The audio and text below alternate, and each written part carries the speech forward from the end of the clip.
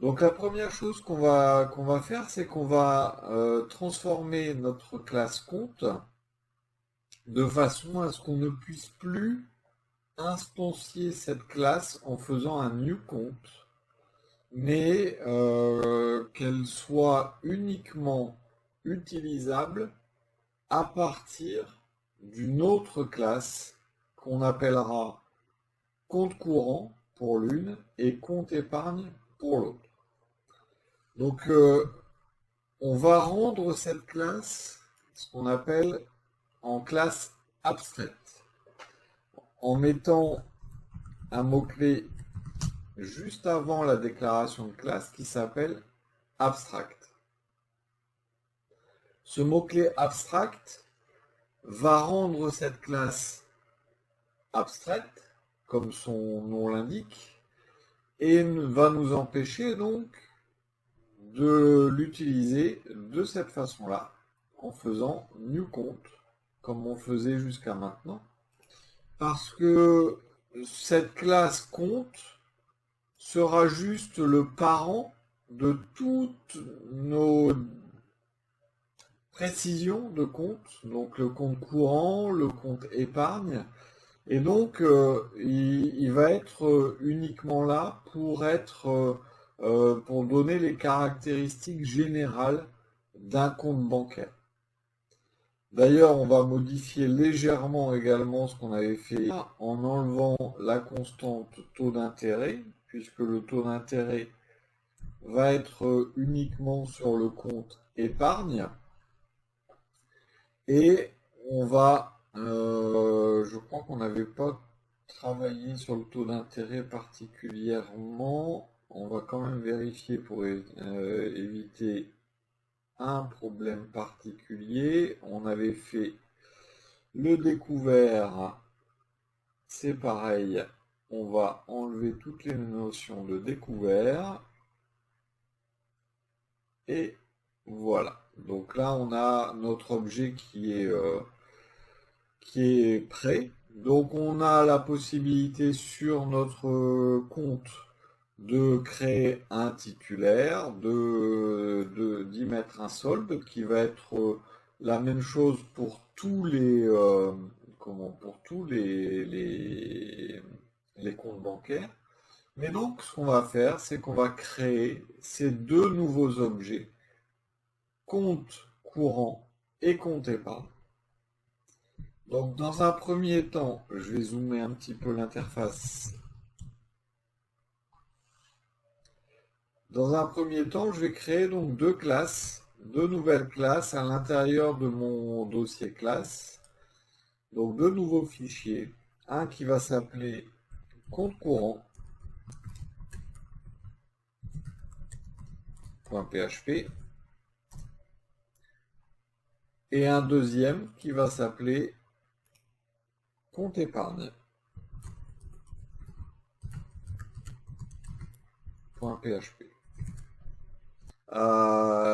Vous avez une convention pour le nom des fichiers qui est d'avoir le même nom que la classe qu'ils contiennent et une seule classe par fichier.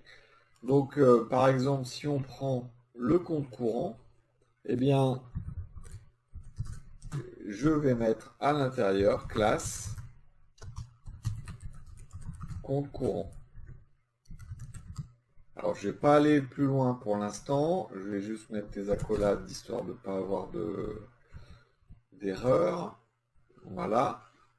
Donc j'ai ma classe compte courant et donc je vais faire la même chose avec la classe compte épargne. Puis après je vais dézoomer parce que c'est écrit un peu gros. Classe compte épargne.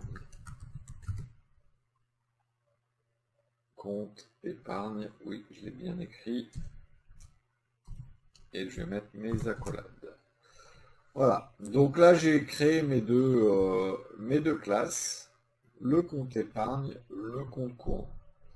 Alors la question maintenant qu'il va falloir se poser, c'est comment est-ce qu'on va faire pour pouvoir relier notre compte, notre fichier compte.php, le fichier compte courant, le fichier compte épargne. Alors la première chose qu'il va falloir faire,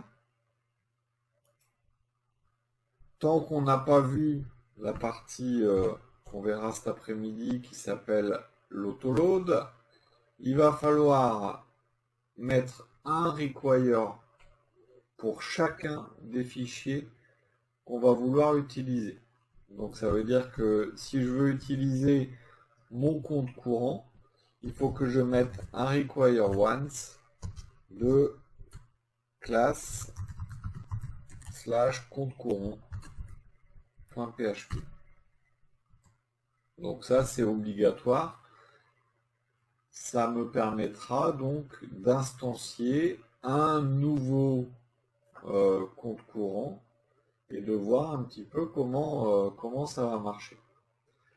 Donc là, maintenant, j'ai la possibilité, étant donné que j'ai créé cette classe, enfin importé cette classe compte courant, je vais avoir la possibilité de créer un compte courant en faisant un new compte courant.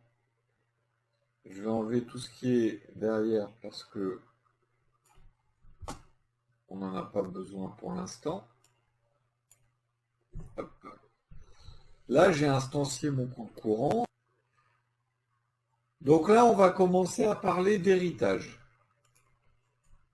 C'est-à-dire que ma classe compte courant, ça va être un compte bancaire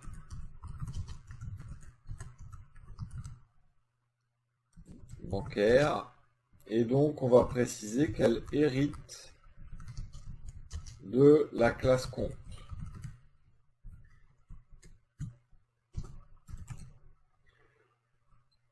Pour dire que notre classe hérite de la classe compte, on va plutôt dire qu'elle étend la classe compte parce qu'elle ajoute des fonctionnalités. Et donc là, on va préciser extends compte.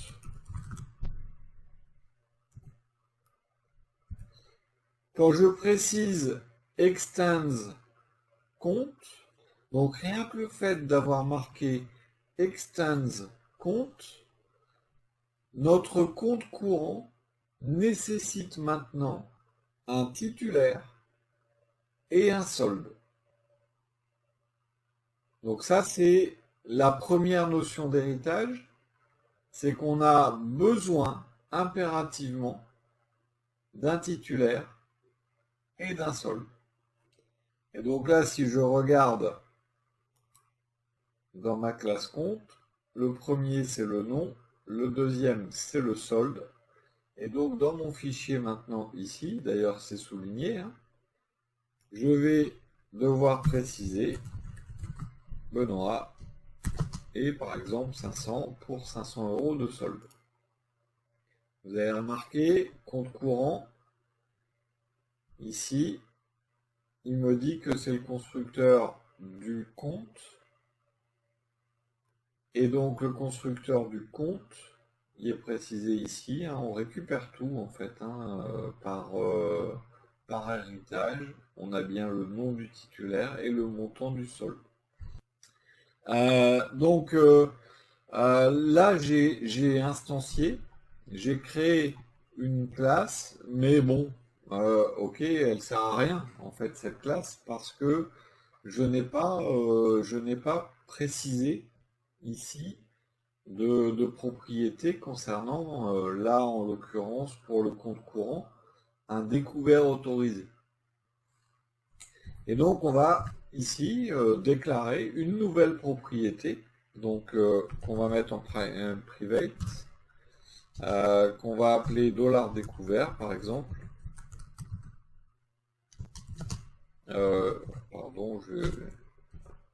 Voilà. Mais le problème, c'est que on aimerait bien ce découvert pouvoir le mettre en place directement à l'intérieur au moment de l'instanciation. Parce que là, si je lui dis, bon, bah, découvert, de faire par exemple ici un dollar compte 1 flèche découvert, hop, flèche découvert, égale 200 par exemple. Le problème, c'est que ça, c'est une propriété privée dont on a parlé quand on a parlé des accesseurs. Quand on est donc sur une propriété qui est privée, il faut qu'on fasse un getter et un setter. Le getter pour pouvoir récupérer l'information, un setter pour pouvoir l'écrire. Donc là, je vais faire une fonction G éventuellement par clic droit directement insert php setter getter, hein, mais je préfère vous les écrire directement. Donc public function, donc c'est le getter, ça va être get découvert. Voilà, qui va retourner. Donc là, découvert, ça va être un entier, hein, on va pas autoriser un float. Et donc return, donc this flèche découvert.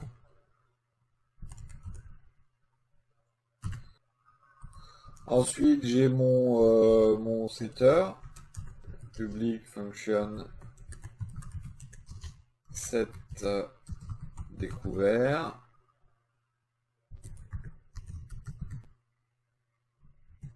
Donc là, je vais mettre un entier que je vais appeler montant, par exemple, qui va retourner self. Et donc là, si le montant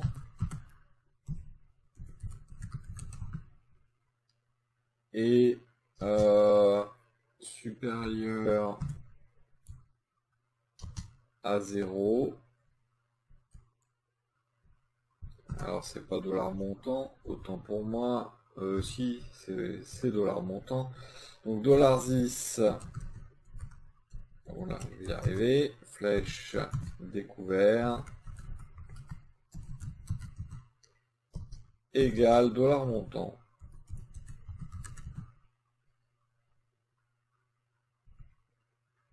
Alors je vais mettre supérieur ou égal à 0 parce qu'on peut mettre le découvert à 0. Mais on peut pas faire un découvert négatif et ensuite on fait un return de $10. Donc là je fais le getter setter, donc ça veut dire que je vais avoir la possibilité, si je souhaite mettre en place mon découvert, non pas de faire un flèche découvert puisqu'elle est j'ai une faute de frappe dans le set. Donc ici, dollar compte flèche découvert, ben non, ce sera set découvert. Et là, vous voyez qu'il me le trouve. Je vais mettre 200 comme montant en faisant ici le montant, virgule, le découvert.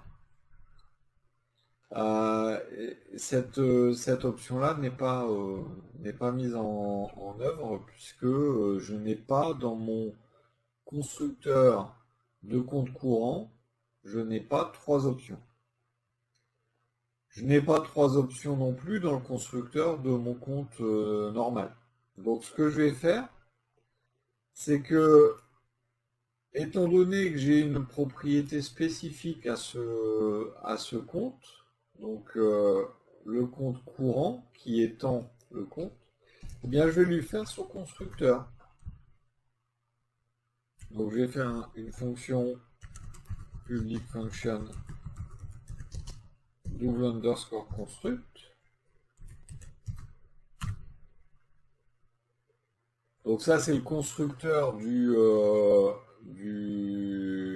compte courant. On peut en faire ce qu'on veut.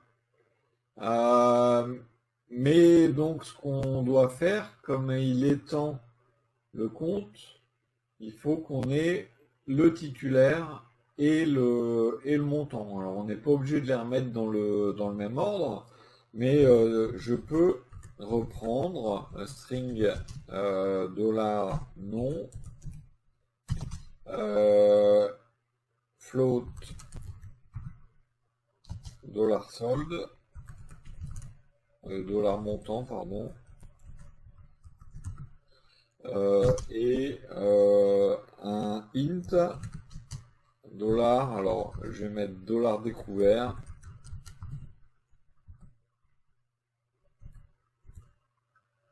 et donc ça veut dire que mon constructeur va prendre trois options, mais ces trois options il faut les répartir comme il faut.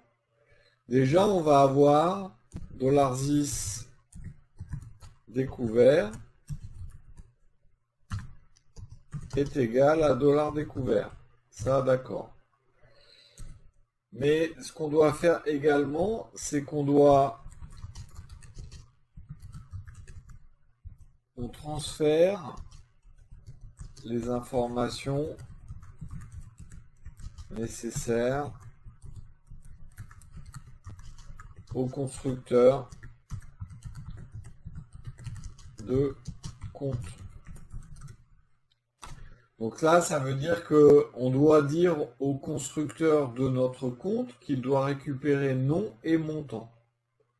Eh bien, dans ce cas-là, si on veut gérer cette partie de constructeur, on va appeler la classe parent. Et on a un mot-clé pour ce faire, on appelle parent. Parent, on met parent 2 points, et on va aller chercher son constructeur. Double underscore construct. Et on va lui passer $nom et $montant.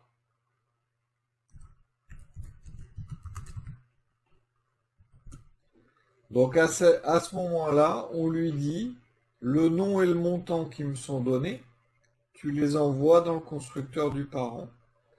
Et le montant qui est ici découvert, on le met dans le constructeur local. Alors que je n'ai plus fait le get découvert, le set découvert, pardon, je l'ai enlevé. Alors pourquoi il est mis? Simplement parce que je l'ai en troisième paramètre du constructeur de mon compte courant.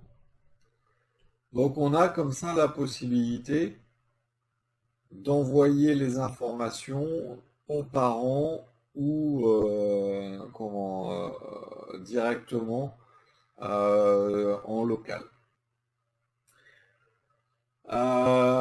Voilà, donc globalement comment on peut gérer ce constructeur. Donc on va forcément également le documenter, hein. Donc constructeur de compte courant, donc le nom du titulaire, montant à l'ouverture, montant du solde et découvert autorisé. Et justement, étant donné qu'on a un découvert autorisé, dans notre objet compte, on a une gestion du retrait. On a une méthode qui s'appelle retirer. Cette méthode retirer vérifie si le montant est positif, mais aussi si le solde est supérieur ou égal au montant. Ça veut dire que si je veux retirer 200 €, que j'ai que 100 €, ça ne marchera pas parce que le solde n'est pas supérieur au montant que que je veux retirer. Donc cette méthode retirer pour mon compte courant ne fonctionne plus, puisque je dois prendre en compte le découvert qui va être autorisé. Donc je vais devoir la réécrire, cette méthode retirée. Donc je vais la réécrire où? Je vais la réécrire dans mon compte courant. Donc là j'ai getter et setter du découvert, donc je vais me mettre un peu plus bas et donc je vais faire une méthode public function retirer avec un montant.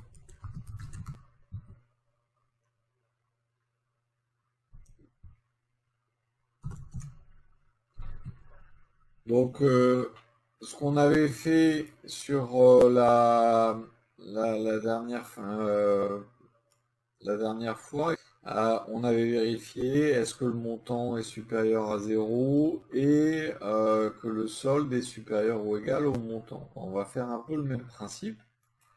C'est-à-dire qu'on va vérifier si le solde est supérieur ou égal au découvert. Enfin, à moins découvert. Donc j'ai oublié de préciser ici que c'est un float. Donc on va vérifier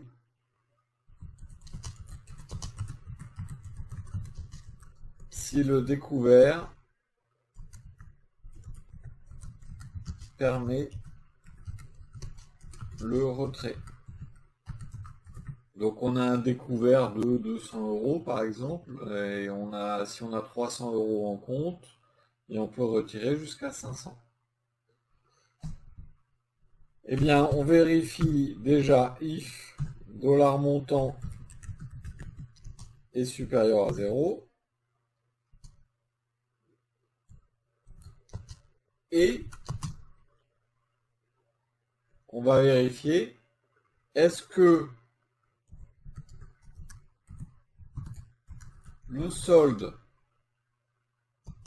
moins le montant est supérieur ou égal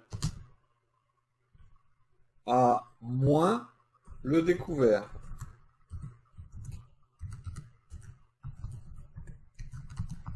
Donc je reprends un exemple concret. Mon solde, donc je vais le mettre en dessous. Si mon solde est de 200, le montant retiré est de 500 et mon découvert est de 200. On fait 200 moins 500, ça fait moins 300. Et donc le découvert, comme on a mis un moins devant, ce sera moins 200. Est-ce que c'est supérieur?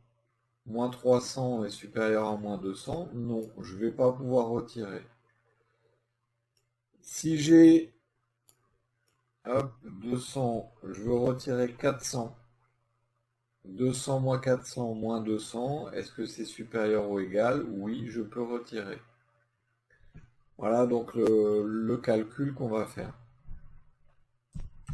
Dans ce cas-là, donc, si le montant le permet, eh bien, je fais un $10 flèche solde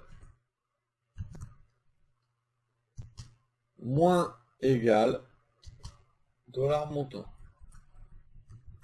Hop là, montant.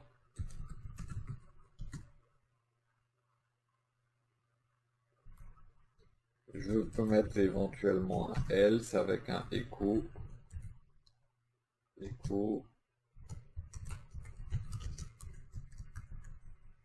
insuffisant, solde insuffisant. Voilà.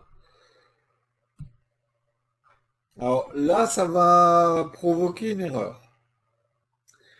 Alors là, on va avoir un problème. On va avoir un problème Donc là, je vais retirer. Donc j'ai 500 euros, j'ai un découvert de 200. Et donc là, ce que je vais faire, c'est que je vais faire retirer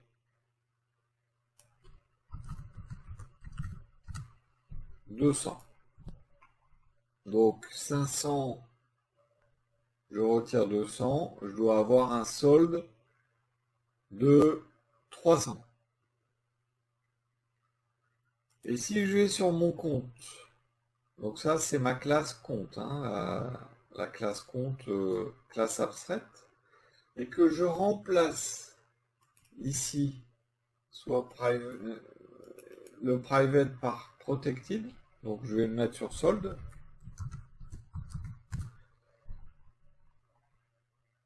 Donc là je peux faire un this solde. This solde, c'est solde dans compte. Si je l'ai mis en private, this solde n'existe pas et donc il crée une propriété publique spécifique. Donc ça c'est important, hein. Donc le solde, il est bien précisé, hein, d'ailleurs quand je pointe dessus, il est bien précisé protected ici, juste là, protected float, c'est bien un élément qui vient de ma classe compte.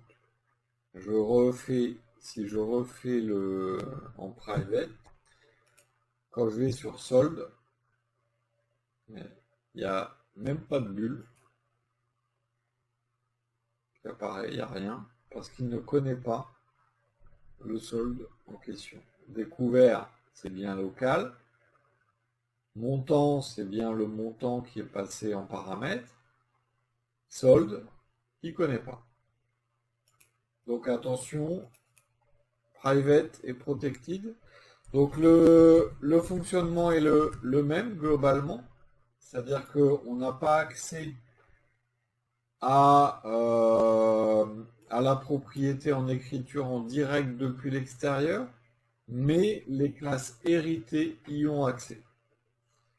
D'ailleurs, donc je peux vous montrer, si je fais $compte 1 flèche, hop, solde égale 200. Donc voilà l'histoire de l'héritage de notre compte courant qui hérite du compte. On y ajoute une propriété spécifique qui est le découvert. Donc ça veut dire qu'il faut qu'on fasse un constructeur différent, qu'on lui donne des valeurs différentes.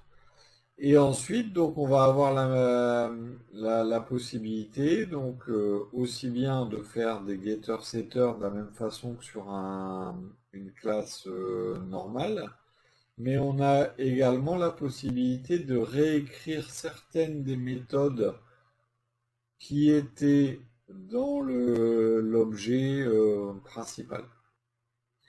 Donc on a bien sûr encore accès au getter et setter du parent. Donc là j'ai titulaire qui est resté en private. Donc si je vais dans mon fichier index et que je souhaite renommer le titulaire du compte, je peux faire un set titulaire et appeler Robert.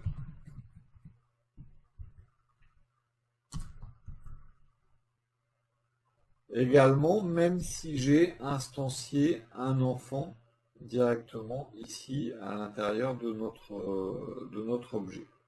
Donc ce que je vais faire, je vais mettre tout de suite le require once, compte épargne.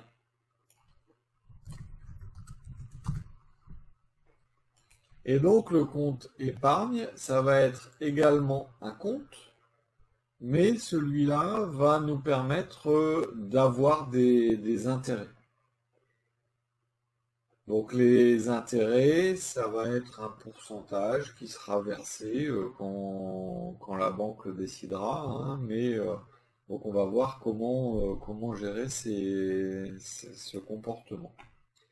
Donc notre classe compte épargne va également étendre compte de la même façon.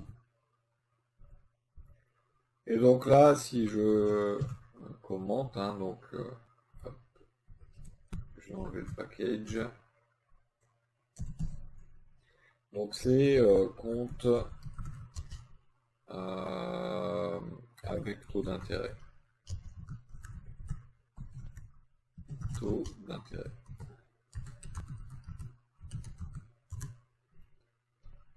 Alors comment ça va marcher? Ben, on va faire de la même façon, hein, que ce qu'on a fait sur notre, notre compte courant. Donc on va faire une propriété en private $taux, taux intérêt par exemple. Donc là je vais taux d'intérêt du compte. Donc c'est un int. Hein, si vous voulez getter et setter directement sur taux d'intérêt, une fois que l'extension est installée, clic droit et vous choisissez soit le getter, soit le setter, soit les deux.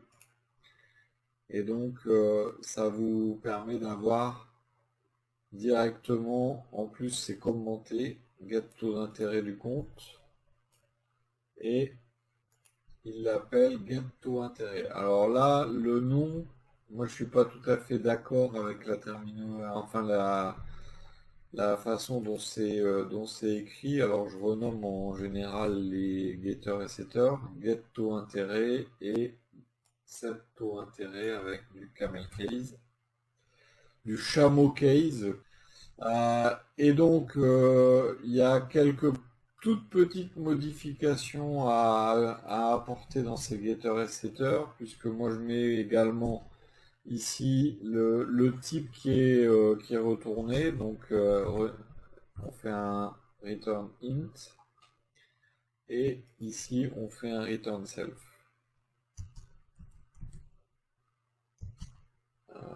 Donc self. Alors par contre, c'est bien, hein, ça va vite, c'est pratique. En deux clics, on a fait nos getters et setters.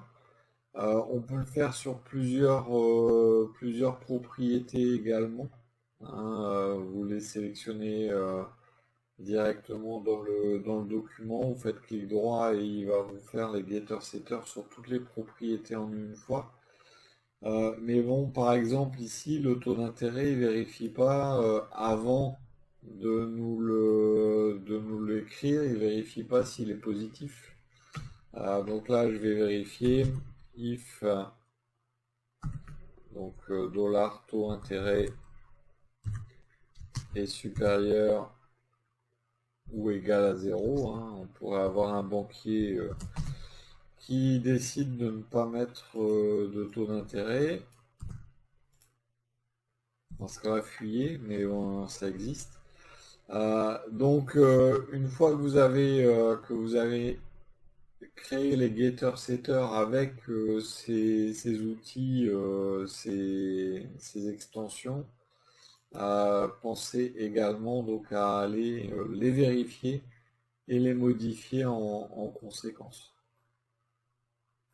Donc ça veut dire que là, on a la possibilité de modifier le taux d'intérêt puisqu'on a fait les accesseurs. Mais de la même façon que tout à l'heure, il faut qu'on fasse le constructeur. Puisque quand on va créer un compte épargne, ça serait pas mal de pouvoir définir au moment de la création directement le taux d'intérêt. Donc on va revenir sur un constructeur, donc un public function construct, où on va lui passer donc une valeur donc string $non, le nom du titulaire, float $montant, et on va mettre un int pour le taux d'intérêt. Je vais le mettre en float. Non, je vais le mettre en int parce que j'ai mis en int partout. Donc int, bon, peu importe, hein, après c'est juste un typage. Int $taux.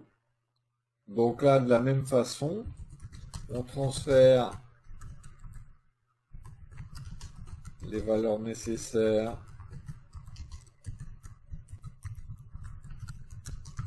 au constructeur parent.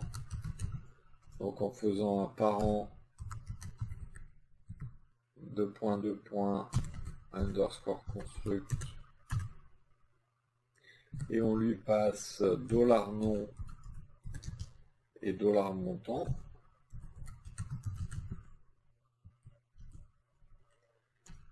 Et ensuite on fait un this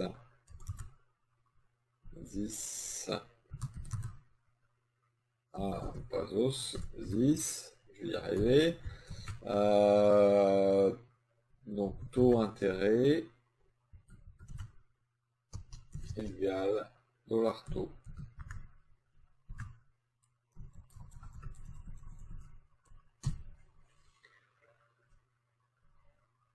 Donc là, on a créé notre constructeur. Constructeur du compte épargne. Donc, hop, nom du titulaire.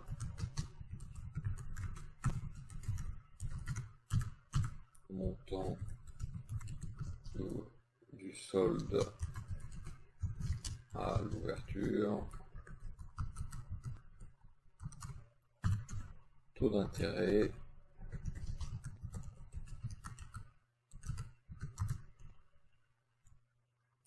Et voilà. Donc ça veut dire qu'à partir de maintenant, si je fais ici un $compte épargne égale new compte épargne, il va me demander donc le nom du titulaire, Benoît, parce que j'ai changé, j'ai mis Robert sur l'autre. Il a économisé 200 € et il a un taux à 1%. Fait de la même façon sur le compte épargne. Alors ça fonctionne pour l'instant parce que j'ai mis les require once au début. Alors attention, hein, plus vous allez avoir de classes, plus vous allez avoir de require. Maintenant, ça serait bien de verser les intérêts de temps en temps. Les banques, elles veulent pas, mais en général, c'est mieux. Et donc, on va faire une fonction public function verser intérêt.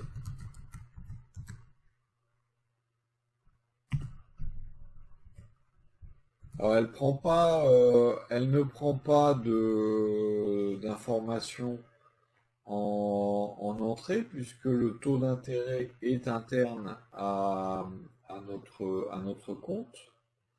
Et donc ça veut dire que là, quand je veux verser les intérêts, je dois prendre le solde Alors normalement, c'est beaucoup plus compliqué que ça, hein. C'est par quinzaine et autres, et encore, il y a des calculs beaucoup plus compliqués. Mais là, ce que je vais faire, c'est que je vais prendre le solde à l'instant donné et je vais lui ajouter le calcul des intérêts.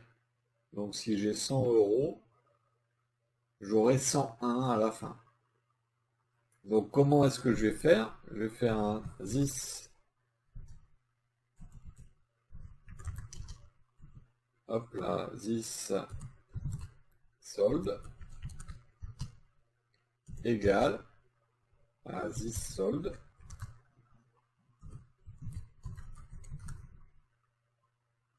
plus le calcul des intérêts.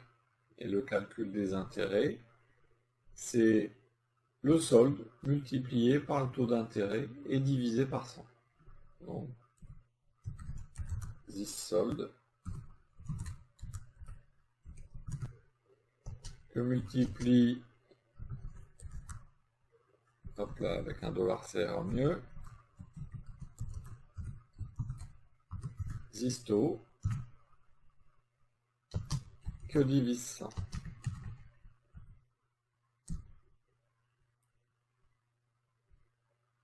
Donc là, si je fais un versé intérêt, bon, je vais peut-être mettre un taux un petit peu plus élevé quand même, hein, parce que 1, c'est... on va rêver, on va mettre 10%. Donc là, je vais faire un dollar compte épargne verser intérêt. Donc là, j'ai pas de paramètres à passer. Alors j'ai bien sûr accès à tout ce que je veux, mais maintenant, sachez quand même, je pense que c'est c'est logique, mais vous n'avez pas d'interaction possible entre le compte courant et le compte épargne. Vous ne pouvez pas, par exemple, sur le compte épargne,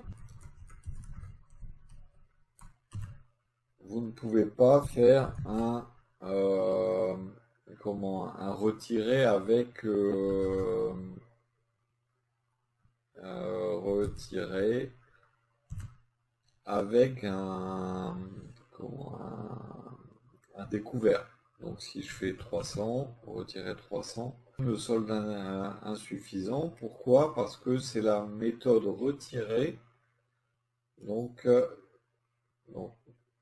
la bulle elle veut pas. Voilà, la méthode retirée de compte. Alors que si je fais sur le compte courant, compte 1, c'est mieux. Retirer. Et donc là, je vais lui dire 200. C'est la méthode retirée de compte courant. Pourquoi? Parce que je suis sur l'objet compte courant. Cet objet a sa propre méthode retirée. Et donc, on a la possibilité directement d'utiliser cette méthode spécifique à cet objet. Donc, quand plusieurs objets héritent du même, ils héritent individuellement donc de l'objet parent, et on a la possibilité comme ça donc d'hériter en cascade, hein, directement. Alors on pourrait imaginer un compte épargne courant, hein, qui soit un compte épargne avec avec un découvert. Donc ça pourrait, hein, dans ce cas-là, on ferait un nouveau fichier, un compte épargne courant.php,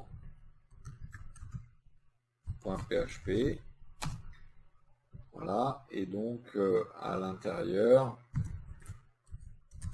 on ferait un classe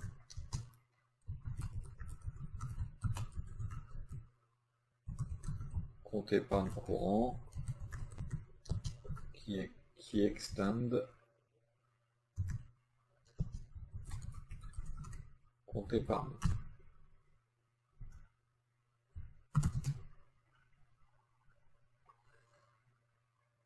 Donc on a la possibilité de faire ça et on pourrait imaginer avoir exactement la même chose avec le retrait et autres, hein, donc avec des couverts. Donc là, je vais aller le mettre directement.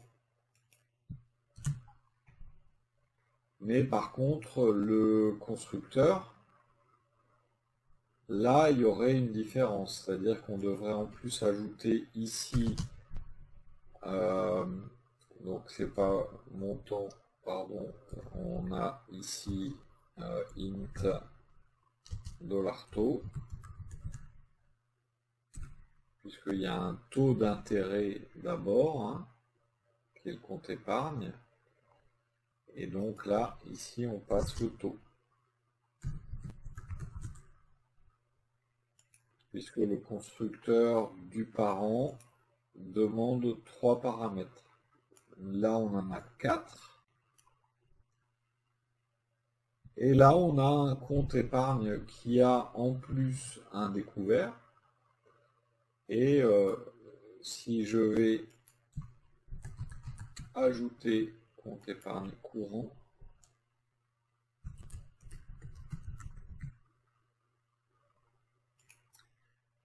compte épargne courant, et donc là je vais appeler compte épargne courant.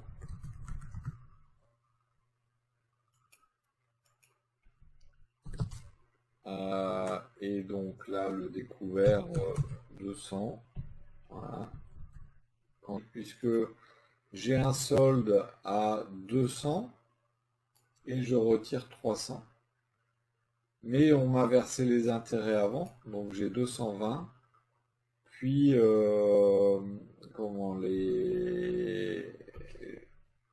j'ai retiré les 300, donc il me reste 80.